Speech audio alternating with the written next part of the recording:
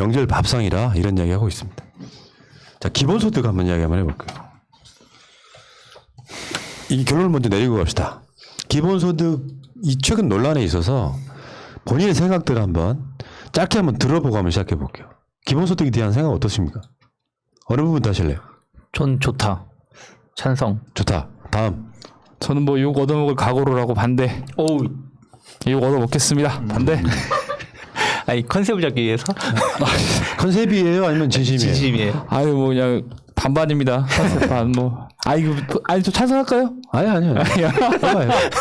아니 저도 반대입니다. 어. 기본소득. 자, 박 터진 토론 한번 시작돼. 2대2다, 2대2. 난 찬성이니까. 자. 여기에 쓰여있는 거 다 빼. 왜냐면 기본소득의 의미가 난 크게 기본소득에 대해서는, 사실은 지금 기본소득은 정치적 아젠다로 쓰이고 있다.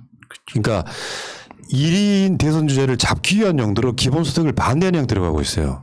기본소득이 그런 용도로 쓰이고 있기 때문에 모르겠습니다. 기본소득은 지금까지 정치적 아젠다랑은 다른 구조를 갖고 있습니다. 그렇기 때문에 일단 그 토론 한번 해보는데 시작 한번 해볼게요. 기본소득을 반대하는 쪽의 의견 한번 들어보겠습니다. 아 저부터 한번 그냥 말씀하겠습니다. 이유. 저는 원래 춘변 욕을 많이 먹어야죠. 예, 순수한 춘변이니까요. 순수하게 받아들여 주시기 바라겠습니다. 일단 저도 언제 기본소득에 대해서 오늘 말씀하신다 그래서 뭐 나름대로 찾아봤습니다. 그랬더니 어떻든 간에 이런 내용이 핵심인 것 같더라고요. 뭐 소득이나 자산 뭐 이런 취업 여부나 상관없이 일정 정도의 어떤 뭐 이렇게 현금을 줘서 뭐 주자 이런 제도인 것 같더라고요. 그래서 성남시에서 청년수당이 대표적인 예로 되고 있는 것 같더라고요. 근데 이제 저는 좀 이런 생각을 해봤습니다. 무슨 생각을 해봤냐면 이렇게 고기 잡는 것 관련해서 어르신들이 항상 뭐 이런 말씀 하시거든요. 고기를 그냥 하나씩 주는 것보단 잡는 방법을 가르쳐 줘야 된다. 그게 중요하다 이런 얘기를 하거든요. 근데 이제 이 또 기본소득의 뭐 역사적인 내용이나 현실을 봤더니 뭐 이렇게 저쪽 북유럽 쪽에서도 많이 논의가 되고 실행을 하려고 뭐 고민이 많다 이런 얘기가 많이 있더라고요. 근데 저는 기본소득으로 넘어가가지고 누구나에게 고기를 나눠주기보단 먼저 우리는 고기 잡는 방법을 가르치는 것에 조금 더 주력할 필요가 있다. 짧게 여기까지. 그 다음에 이제 주거니 박근혜 한번 해보시죠. 예, 그런 자, 생각을 하고 있습니다. 다음에 알겠고요. 고기 잡는 법을 가르치는 게 낫다. 네, 일단은 그렇다고 보고 있습니다. 자, 그 다음에 유창희 평론가님. 저는 아니 제가 선명하게 해서 제가 먼저 딱 한마디 할게요. 네. 그러니까 우리 쪽 아니, 논리 주거니 박근혜 우리 하시자고. 쪽 그래요? 다음에 여기. 한번 주십시오. 저는 고기 잡는 법은 누구나 다 가꾸고 있다 생각을 해요. 중요한 거는 그 고기를 잡는데 고기가 너무 한쪽에 집중되어 있다는 것이죠. 근데 그 집중되어 있는 것이 그 사람의 노력만으로도 될 수도 있겠지만 그 노력 플러스 사회 전체적인 간접 자본이라든지 세금이 다 동시에 투자가 된 그 소득이란 그 부라는 거예요. 그러면 그것을 일정 부분은 나눌 수가 있다. 집중된 부를 나누는 것을 저는 중요하다고 생각을 하고 있고 그것이 어떻게 보면은 국가가 먼저 기본소득의 개념으로 나누는 것은 저는 찬성한다 생각하고 있습니다. 그 많은 이제 제의가 아니고요. 경제학자들의 기본 시각이 뭐냐면 좀 진보적 좌파적 경제학자들이 기본소득에 대해서 반대가 더 큽니다. 왜냐하면 기본소득이란 것은 전 국민에게 균등하게 지금 소득을 주자는 거거든요. 그 전제는 뭐냐면은 지금 시행되고 있는 복지제도의 예산을 다 빼서 그 전 국민에게 균등하게 나눠준다는 게 기본소득의 원칙이에요. 그러면은 이건 지금의 기존의 부자들의 부를 더 강화시키고 오히려 두텁게 지원받고 있는 사회적 약자들 이 사람들의 복지를 더 약화시키는 제도로 쓰이기 위한 가장 쉬운 방법이 지금 기본소득이라는 개념이거든요. 그래서 저는 진보적 경제학자들의 시각처럼 기본소득은 무리다. 그래서 저는 기본적으로 반대합니다. 자, 최근에 돌고 있는 SNS상에 돌고 있는 그림 하나를 보여드릴게요. 여기 이제 이게 기본소득 반대하는 사람들이 돌리는 논리예요. 이재명 마음만 먹으면 당장 연간 1,000만 원 기본소득 가능하다? 월 8만 3천 원씩 전 국민에게 52조 규모 하면서 52조로 할 수 있는 것, 뭐 고용보험 기금 연간 10조 소요, 20조만 더하면 고용보험 이가입자 모두 가입할 수 있는 돈. 그다음에 국민 기초생활보장 지원 15조, 청년 정책에 들어가는 돈 10조. 놀랍게도 이상희 교수님의 유튜브를 참조하라 이렇게 이걸 포기하고 월 83,000원씩 받자고 라고 말하는 반대 세력이 있습니다. 근데요, 놀랍게도 이상희 교수님 우리 방송에 고정 패널이셨어요. 처음으로 실명으로 한번 비판을 해보려고 그래요. 왜 그러냐면 복지운동의 가장 기본이 뭐냐면 복지운동의 기본이 뭐라고 생각하세요? 어려운 사람들에 나눠주는 거라고 생각하세요? 아닙니다. 복지운동의 기본은 증세를 바탕으로 하는 거예요. 재원이 없다 그래서 복지를 안 해주려고 하는 사람들한테 사실 대한민국이 그렇지 않습니까? 법인세가 노무현 대통령 때보다 이명박 때 법인세 깎아주고 부자 감세하면서 그 세금을 더 많이 걷는 거에 대해서 지금까지 원상복귀를 못하고 있어요. 말하자면 복지운동의 기본은 증세를 주장하지 않고 지금 현재 이상희 교수님 같은 분들의 논리는 뭐냐면은 세금을 올리지 않겠다는 의도를 갖고 있으면서 이런 식의 주장을 하고 있는데 한번 봅시다. 연간 100만 원씩 52조 원 규모를 주면 지금 여기서 말하고 있는 논리가 어떤 게 있냐면은 우리나라 국방비가 1년에 지금 52조 8천억이에요. 딱 그 정도 수준이죠. 이 논리를 어디다 갖다 붙이면 되냐면은 이재명이 기본소득을 연간 100만 원 모든 국민한테 주면 국방비 포기하라는 소리냐고 똑같은 말이에요. 지금 여기서 말하고 있는 52조라고 할 수 있는 것, 고용보험기금, 뭐 국민기초생활보장재원, 청년정책에 들어간 돈 다 지금 현재 하고 있는 거예요. 그러니까 이건 이거고 저건 저건데 그러면 결국에서 예산을 만들 때 52조 원의 예산을 또 만들어야 되잖아요. 근데 놀랍게도 복지국가 소사이어티가 작년 우리나라 예산이 올해 예산이 한 550조 정도 되죠. 그때 복지국가 소사이어티가 분석했던 것 중에 실제로 OECD 국가 또는 대한민국 경제 규모로 보면 대한민국이 1년 연간 예산은 700조 정도 돼야 된다고 주장했던 단체예요. 근데 지금 올해 550조 쓰고 있는 거잖아요. 말하자면 재정 여력이 150조 정도 더 있다는 소리입니다.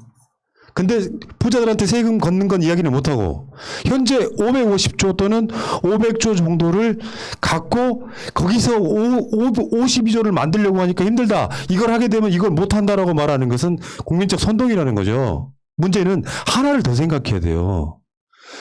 증세를 할 생각도 없으면서 52조 원을 이렇게 쓰게 되면 이걸 못한다는 논리를 만들 게 아니라 월 83,000원씩 4인 가족 기준으로 보면 대략 한 40만 원이 못 될 거예요. 한 30만 6만 원, 7만 원 될 겁니다. 이 돈을 나눠줘서 그걸로 끝나는 문제라면 저도 반대예요. 근데 이런 것들이 골목 상권이라든지 자영업자들한테 들어가는 돈이 매일 지급이 된다면 대한민국 경제 성장률 훨씬 높아질 것이고 이 과정 속에 그렇게 해서 걷어들이는 세금이 더 많아질 거란 말이죠. 소위 말하는 선순환이죠. 이런 선순환을 생각하지 않고 이재명의 지지율 1위를 깎아먹기 위해서 기본소득 아젠다에 반대를 위한 반대말을 걸어버리면 최소한 이상희 교수는 복지운동하는 자격이 없다고 생각해요. 지금 우리나라 예산이 복지국가 소사이어티에서 700조 정도 거둘 여력이 있다고 말하는 사람들이 현재 550조를 기준으로 해서 52조 더 거두면 이 세 가지를 못한다고? 그럼 복지운동을 왜 합니까? 근데 이제 기본소득은요. 기본적으로 월 10만 원씩 주는 걸로 그 명목을 이름을 기본소득으로 붙이면 그거는 기본소득이 아닙니다. 그러니까 그거는 생활 그냥 보조금 정도에 해당하는 거지 기본소득은 뭐냐면 최소한 우리 입장에서는 월 80만 원이나 60만 원 정도 돼서 내가 노동을 하지 않더라도 노동력이 없는 사람도 먹고 살 수 있는 능력이 돼야 되거든요. 근데 이제 월 10만 원씩 준다고 하더라도 전 국민을 대상으로 하면 60조예요. 그럼 이제 만약 이걸 2배로 늘리면 120조 정도 되거든요. 근데 우리나라 국세청이 올해 그 받아들인 세금이 얼마냐면 작년 기준으로 298조예요. 그게 이제 오늘 이낙연 대표가 말한 300조 이야기예요. 네네. 그러니까 300조 정도밖에 실은 세입이 안 되는 겁니다. 그러면은 기본소득이 만약에 그 전제돼서 이게 그 작동되려면 국가가 실은 약탈적 그 수입 구조가 하나 있어야 돼요. 그러니까 대표적인 게 뭐냐면 이게 식민지 경제거든요. 그러니까 일본 사람들이 우리나라 경제를 이렇게 수탈해서 거기서 나오는 소득으로 자기 국민들한테 얼마씩 나눠주는 구조가 돼야 되거든요. 그러니까 이제 예를 들면 그 북유럽의 노르웨이 같은 나라는 그게 가능해요. 왜냐하면은 국부펀드란 걸 통해서 그러니까 앞에 있는 유전을 통해서 지금 노르웨이 국부펀드가 아마 그 1조 달러인가 그럴 겁니다. 그 정도로 많은 국부펀드를 가지고 있는데 그럼에도 노르웨이는 인구 500만밖에 안 되는데 국민 기본소득을 하지 않아요.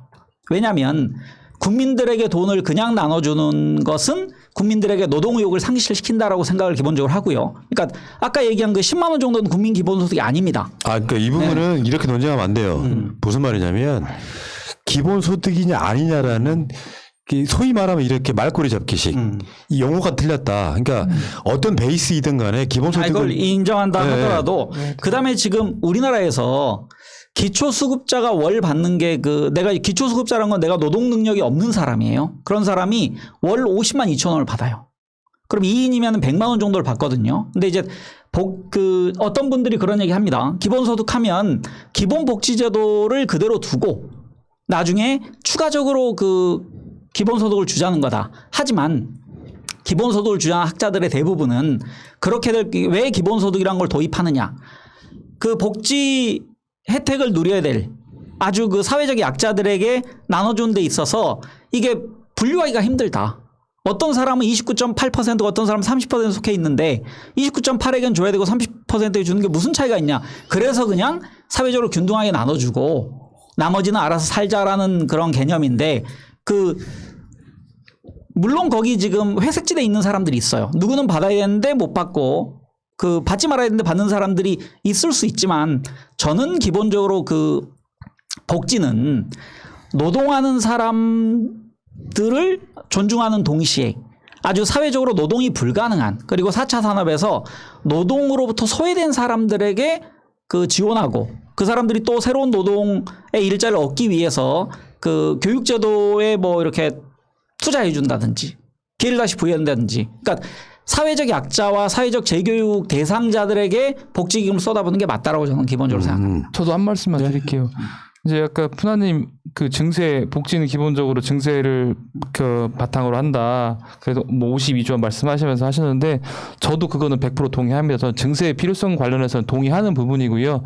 다만 증세해서 그 돈을 생겼을 때 저는 방금 전에 고기를 나눠주는 것보다는 고기 잡는 방법을 말씀드렸는데 저는 제가 말씀드리는 부분은 고기 잡는 부분을 해결하자는 부분은 일단은 제 생각에는 그럴 예산을 확보하는 것도 중요한데 그 예산을 기본소득으로 쓰는 것보다는 고기 잡는 법을 가르치는 데 써야 된다고 말씀드리는 거는 의무교육을 저는 대학까지 바꿔야 된다. 그리고 대학 등록금도 다 대주고 그다음에 있건 없건 정말 열심히 공부할 수 있도록 대학생들에게 독일에서처럼 한 달에 한 100만 원 정도 생활비도 대주고 그래서 가난한 사람이라고 공부 못하고 이런 구조를 기본적으로 깨서 같이 공부하고 노력한 다음에 그 다음에 불평등의 문제가 생기면 다시 이제 복지 지원을 써야 되지. 그래서 고기 잡는 방법을 먼저 가르쳐 주는 게 중요하지. 지금 단계에서 그것도 하지 않고 바로 그냥 고기를 나눠주는 것은 일단은 증세를 전제한다고 하더라도 바람직하지 않다. 충분히 공감인데 네, 예.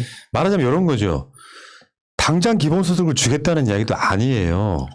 일정한 여건을 만들어 가야겠죠. 근데 진짜 중요한 게 아까 선순환 이야기했잖아요. 저소득층이나 사회적 약자들에 대해 지원을 지금도 하고 있어요. 마치 기본소득을 하면 그것이 뺏긴다라고 하는 것은 간단히 말하면 숨어있는 논리는 기본소득 하게 되면 세금 더 많이 내야 돼 라는 논리잖아요.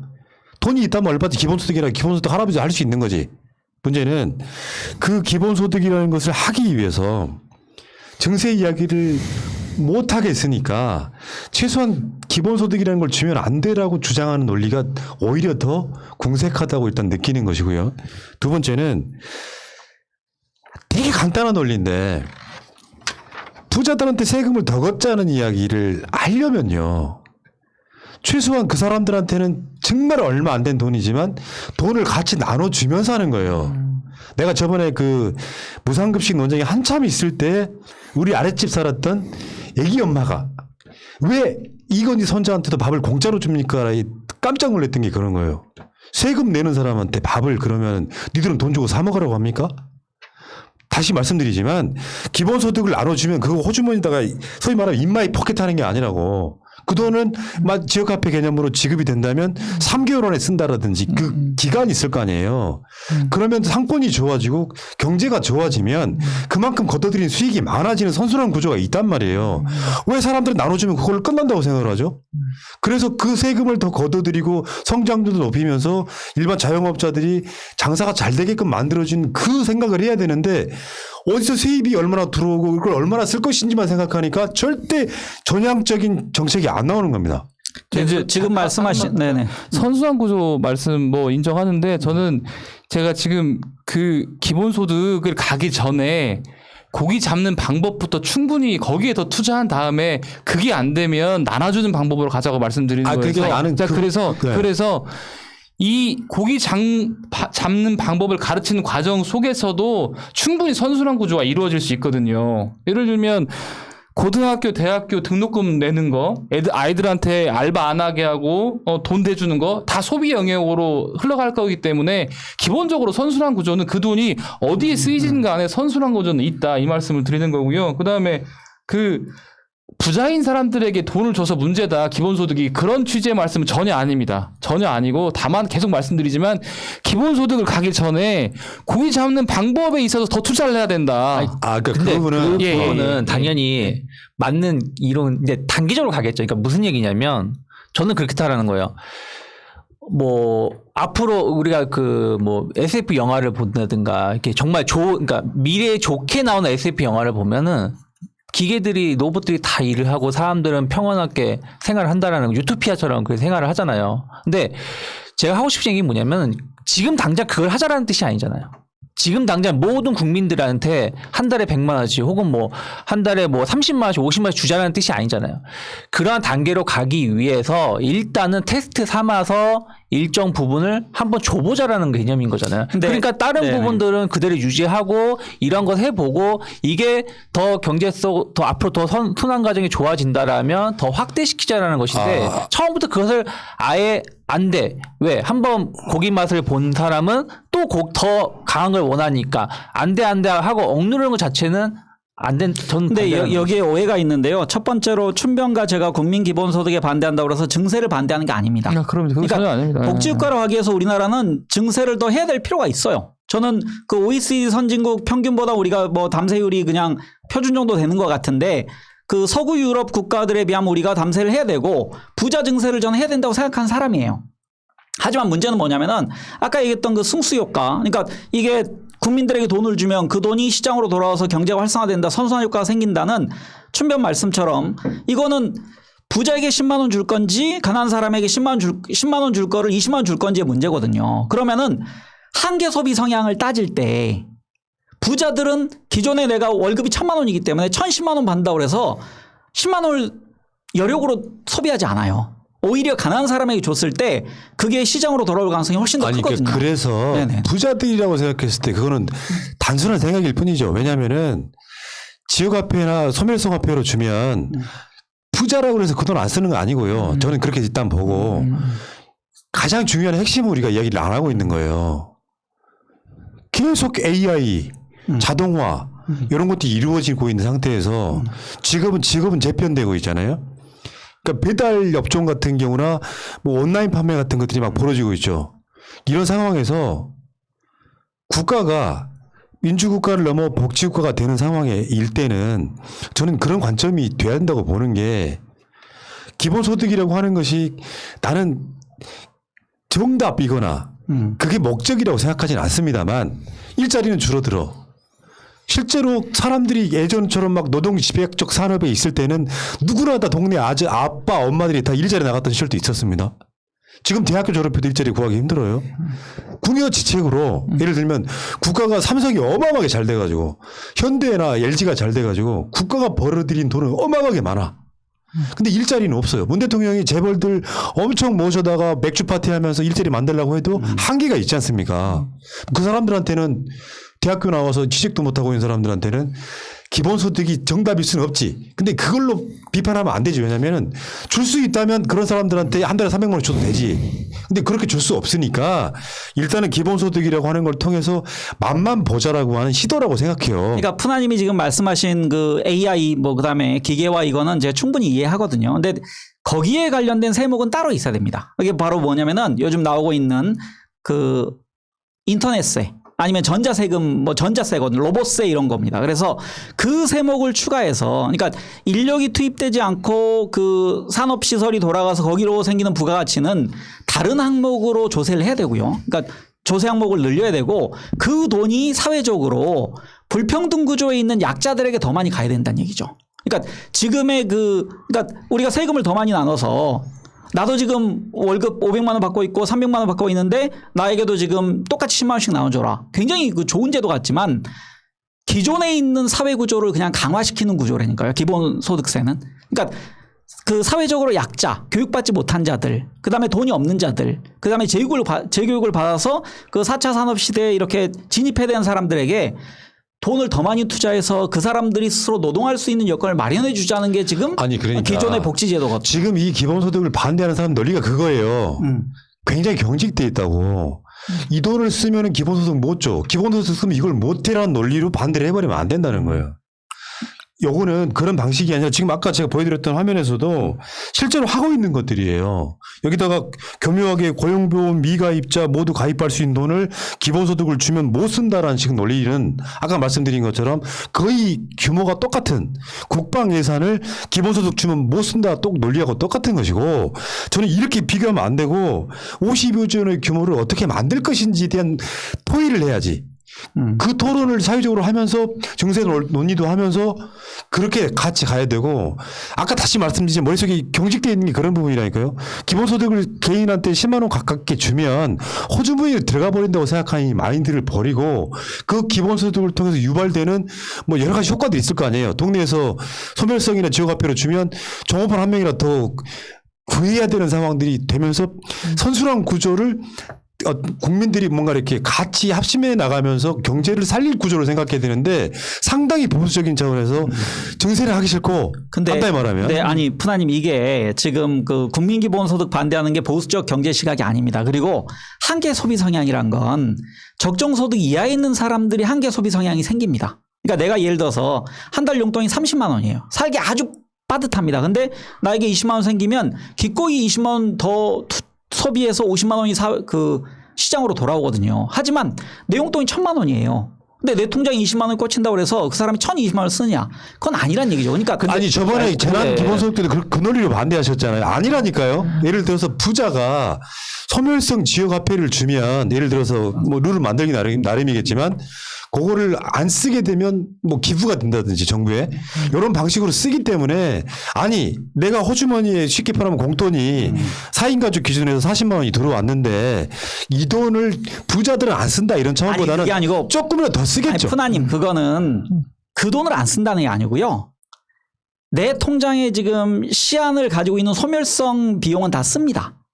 하지만 원래 내가 내 통장에서 꺼내 써야 될 돈을 안 쓴다는 얘기예요. 부자들은. 아니, 근데 이게 경제학에서 얘기하는 한계 소비 성향이거든요. 근데 물론 한계 소비 성향도 있지만 그때도 말씀드렸다시피 내가 그냥 내 돈 1,000만 원 가지고 돈 쓰는 사람이 백화점 가서 유명한 레스토랑 가서 호텔에 가서 돈을 쓰는 사람은 원래 시장을 안 간다라는 거예요. 근데 어찌됐든 그 돈이 생겨서 동네 상권에서 써야 되는 돈이라면 그 동네 상권에서 파급되는 경제적 효과가 한계 효용 법칙의 그 이상의 효과를 볼 수도 있다는 것이죠. 말씀하신 것처럼 난 1,000만 원 이상 원래 1,000만 원 쓰던 사람이 40만 들어온다 1,040만 쓰진 않겠지만 1,000만 원이 모두 다 명품으로 갈 것이 한 40만 원 또는 동네 상권을 간다는 것 자체가 전체 나 하나로 치면 40만 원밖에 안 되겠지. 우리 가족으로 치면 40만 원밖에 안 되겠지만 그 구조에 하나의 문제가 있는 게 뭐냐면요. 그게 지역화폐를 얘기하는 건데 그러면 우리나라에서 지역적으로 소외된 곳이 있잖아요. 그러니까 시장이 점점 작아지는 곳들. 그러니까 시군에서 소멸 가능성이 있는 곳들은 그러면은 그 지금 가난한 구조가 시군의 재정 가난한 구조가 더 악화되는 구조로 갑니다. 그래서 국가적 입장에서 그러니까 예를 들면 내가 예를 들어서 부자 지자체 단체장이라면 우리 지역에서만 써라고 얘기하고 싶어요. 내가 서울시장이라면. 하지만 저 소외된 도시 작은 도시 입장에서는 아, 왜 서울 사람들은 돈 받아 서울에서만 써? 우리 동네 와서 좀 써주기도 하고 우리 아들이 거기 갔는데 왜 거기서만 써야 되는지. 원래 내가 예를 들어서 그러니까 제 그런 얘기는 디테일은 뭔가 더 정확히 나름이겠지만 아까 말한 것처럼 부자들은 기본소득 10만 원씩 준다고 그래서 더 쓰는 게 사실 아니다라고 말하는 건 지금 기본소득 반대하는 세력들의 논리일 뿐이에요. 왜 그러냐면 그런 어떤 그 부자라고 하는 게 국민 퍼센테이지 중에 몇 퍼센트나 됩니까? 예를 들어 연봉 1억 이상이거나 연봉 10억 이상이거나 진짜 부자들 있잖아요. 다수의 서민들은 그렇게 많이 벌지 않아요. 그런데 소비 여력이 더 생기면 당연히 쓸 수밖에 없는 것이고 이게 유효기간이 있고 내가 써야만 되는 어떤 그 룰이 있다고 하면 다시 한번 말씀드리지만 이 기본소득을 주면 다른 걸 못해라고 하는 마인드가 기본소득을 맡고 있는 저는 가장 가로막는 요소라고 보는 것이고 국민적 토의를 통해서 기본소득이라고 불리우든 뭐라고 불리우든 간에 이런 방식으로 해서 우리가 그게 복지일지 경제정책일지 모르지만 이걸 한번 해보는 가장 잘못된 논리가 뭐냐면 기본소득을 해본 나라가 없어라고 말하는 게 가장 폐비주의적이에요. 정치하시는데요. 대한민국이 K방역을 선도하는 것처럼 기본소득을 해본 나라가 없는데 왜 한국이 먼저 해야 돼라고 말하는 게 폐비주의죠. 네, 맞습니다. 사대주의라고. 예. 말하자면 예산이 가능하고 현실적으로 그게 실현 가능하다고 하면 해보는 것도 방법이라고 아니, 생각합니다. 좋은 생각이에요. 저 이제 한 말씀 더 드리면 방금 전에 말씀하신 것처럼 뭐 AI나 자동화로 인해서 일자리가 줄어들고 그다음에 복지국가로 가자는 거 100% 이런 상황에서 복지국가로 가자는 거 100% 동의하고요. 그래서 말씀하신 것 중에 이걸 하면 다른 건 못하니까 하지 말자 이런 논리는 전혀 아니고요. 그런데 이제 그러면 선택이 기본소득일 것이냐. 저는 그 똑같은 예산을 쓰더라도 기본소득 전에 고기 잡는 방법을 가르치는데 예산을 그 고기 잡는 방법이 뭐냐고요. 제가 말씀드렸잖아요. 궁금하다 진짜. 제가 말씀드렸잖아요. 그러니까 고기 잡는 방법의 예산을 쓰자는 것이 대학교도 등록금 대주고 대학생들에게 생활비도 대주고 공정하게 경쟁할 수 있도록 같이 시간 뺏기지 말고 공부해서 가난하더라도 더 좋은 교육 받을 수 있으면 받고 노력할 수 있도록 아니 해주자. 그게 같은 논리잖아요. 아니 제가 추가적인 그 돈을 쓰는 여기다 쓰겠다는 논리잖아요. 충전 제가 먼저 한 가지만 얘기하겠습니다. 그러니까 저는 그 기본적으로 예를 들어 기본소득 수혜 대상자가 기본소득이라는 개념으로 월 10만 원씩 준다 하더라도 저는 대한민국에서 실질적으로 공무원 빠져야 되고요. 그다음에 고정적으로 월급 받는 그 직군에 있는 사람들 빠져야 된다고 생각합니다. 왜냐하면 그 사람들은 시기적으로 뭐 코로나 경제든 어떤 경제든지 간에 계속적으로 고정된 소득이 나와요. 안정적으로.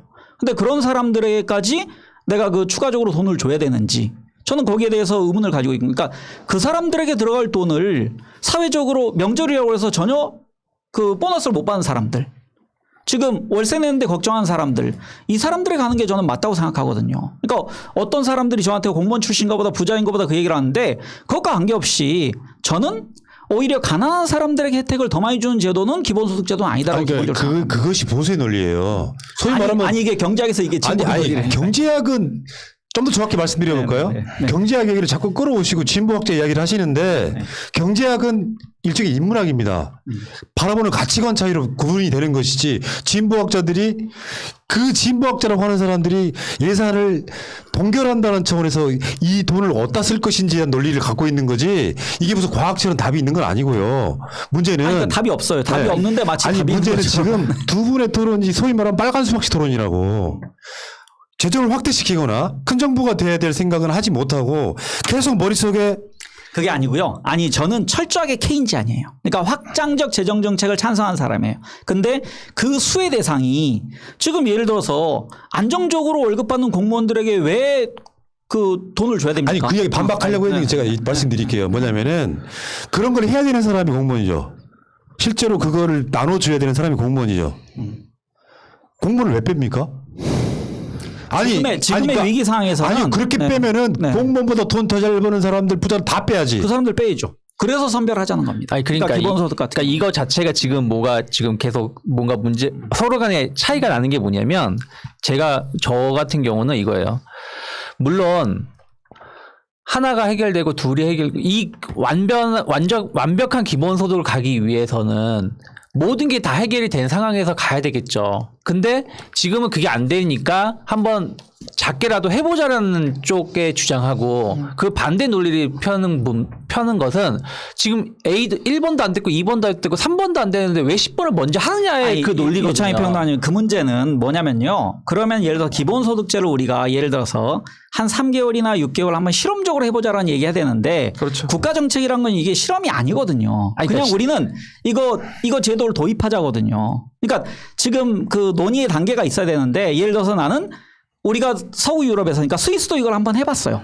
핀란드도 해봤어요. 하지만 그들의 결론이 뭐냐면은 오히려 그 스위스에서 어떤 결론이 나왔냐면은 76% 정도가 여기에 반대했거든요. 그러니까 자기들이 받아봤어요, 돈을. 우리 돈으로 한 260만 원을 받아봤습니다. 근데 반대했어요. 왜냐면은 내가 이거 받아보니 내가 옛날에 받던 복지 비용보다 그 돈 없는 사람들은 더 조금 받더라. 그러니 나는 이거 반대한다. 이런 그 다른 식으로 뭐 이 사람들이 돈을 줬더니 노동을 안 해는 차후의 문제고. 아니, 제 얘기는 스위스나 이런 나라는 이미 충분한 우리나라랑 다르게 충분한 복지가 되어 있던 상황에서 기본소득을 논했던 것이고 지금 우리나라 같은 경우는 그런 충분한 게 되지 못한 상황에서 기본소득이 좀 논하다 보니까 제가 말씀드리고 싶은 건 고기 잡는 법이 먼저 돼야지. 또 고기 잡는 법을 다 맞춰주고 나면 또 다른 부분이 먼저 돼야지. 또 다른 부분이 먼저 돼야지 하면서 결국에 이거 자체에 대해서 논하기 싫어한다는 것이죠. 근데 그 뜻이 아니라 잠깐만 이제 뭐 마무리를 할 때가 됐는데 말하자면 이런 토론을 일부러 한번 붙여봤어요. 내가 계상했던 그림 그대로야. 평행선을 달리네. 저 마무리 발언 하나만 해주세요. 잠깐만요. 기회 더 이상 없어요. 아니 하나만 할게요. 잠깐만, 그게 아니라 하나만 할게요. 저는 내 말의 의미는 예. 이런 게 있잖아요. 네. 우리가 진보라고 이야기할 때는 세상의 모든 것이 다 이루어질 것처럼 이야기를 하던 사람들이 불과 한 4년 만에 보수화되면서 증세는 못할 것 같은데 증세해야죠. 들어보세요. 못할 것 같은데 증세 없이 세상을 어떻게 바꿔요? 증세. 그러니까 두 분이 하시는 모든 논리는 어떻게 시작했냐면은 그 돈 어디서 나온 논리예요. 이 돈을 쓰면 이 돈에 여기다 못 쓰는데 그건 아닌데. 왜 거기다가 돈을 주지 왜 여기다 주냐의 논리인데. 아니 그거는 푸나님의 오해입니다. 그러니까 증세를 반대한다는 건 푸나님의 오해예요. 왜냐면은 그리고 잠깐만. 네네. 이제 끝내야 돼. 다음 주제가 또 남아 있어. 또 있어요? 하나 더 있잖아요. 다음 시간에 더 해요. 한 번 더. 오늘 설 특집인데 그 증세를 반대한다 논리 이런 것보다 기본소득 논쟁이 촉발이 되면 어떻게 줄 것인지 논쟁이 촉발되면 당연히 증세 논쟁이 올 수밖에 없어요. 그렇죠. 근데 기본소득을 반대하는 논리로 가면 반대론자들은 증세 반대론자들이 됩니다.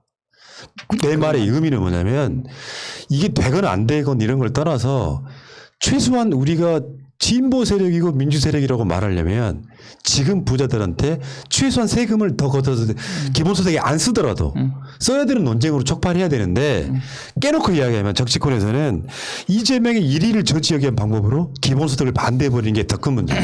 그렇죠. 그렇다. 말하자면 기본소득이 아니라 황 작가님이나 두 분, 그러니까 이덕진 변호사가 제기했던 문제들 엄청 좋아요. 이런 것도 당연히 돼야 되는데 이 논쟁을 그런 방식으로 끌고 가는 걸 봤는데 이게 우리 토론에서 똑같이 진행될 거라고 느꼈던 토론이 진짜 그렇게 진행되더라. 라는 샘플 한번 봤고요. 여러분들의 진정성 의심한 사람 없으니까 더 이상 말 섞으면 다음 주제를 못해요. 30초만. 여기서 끝낼게요. 알겠습니다. 안 돼. 여기까지. 네. 어쨌든 그 의미를 아셨을 거라고 생각이 들고 찬성하든 반대하든 간에 이런 논쟁은 할 필요 있습니다. 건전하죠. 오케이. 여기까지. 이렇게 길게까지 갈 것이 아니었는데, 이제. 여기까지 하시고.